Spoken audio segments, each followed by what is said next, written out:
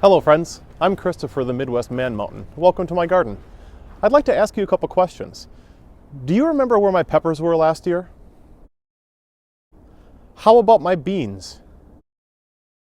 Okay, it's pretty easy to remember where things were located space-wise, but how about time-wise? Can you recall exactly when I tilled the garden? How about when I had all of my seeds planted? And then when did I get those trellises over my tomatoes?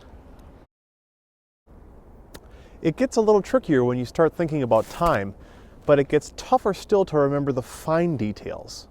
Did I cut the heads off of my Brussels sprouts 2 weeks too soon or 2 weeks too late?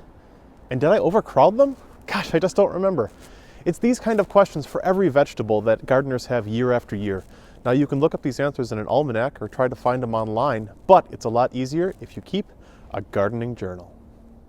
Gardening journals are just the best. They seem to be one part therapy, one part art, and one part information.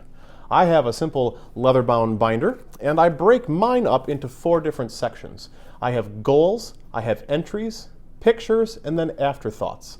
Let me take you through what I do piece by piece. To begin with, there are goals. Pretty self-explanatory. I put down into writing what's in my head so I can commit to it. So let me read you some of my goals. Expand the garden to 35 by 35 feet. Add permanent fence and gate. Majorly increase raspberry production and grow more fruits.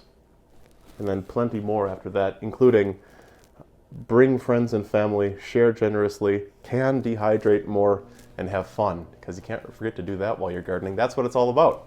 Then there are the entries. These can be prose one time, bullet points another, it doesn't matter. Whatever is most effective for you to remember what you want to remember on whatever date with whatever plant you're working with.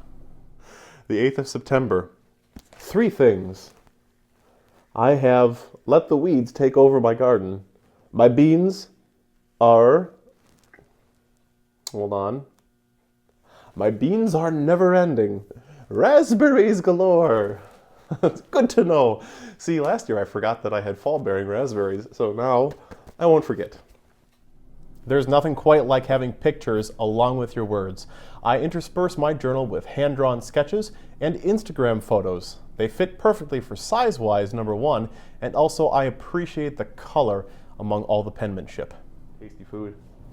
I put a reduced version, not to scale, of the map, the garden map that we had drawn actually last month. So I used Instagram almost primarily to be the source of my garden picture sharing. So I printed off some of my favorites in no order. So this is my house from the garden in July, some purple pole beans, the inside of a ripe melon, a colorful harvest, the garden overtaken with weeds, a Brussels sprout without its leaves, which looks kind of gross but tasted delicious. And then lastly, I include my afterthoughts. For me, this is a detailed breakdown, vegetable by vegetable, with all the things that I should remember year after year. Planting more of this, planting less of that, harvesting this earlier, never doing this thing again, you name it.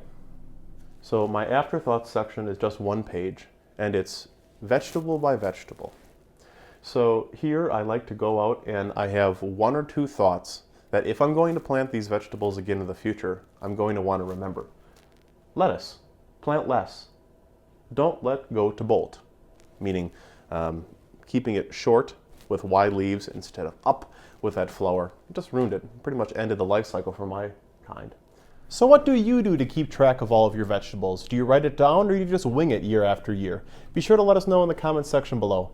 While you're here, I hope you'll subscribe to HGMM and then check out my page, Midwest Man Mountain Home and Garden DIY, where I have an extended version of this video if you'd like to watch it. Until next month, bye!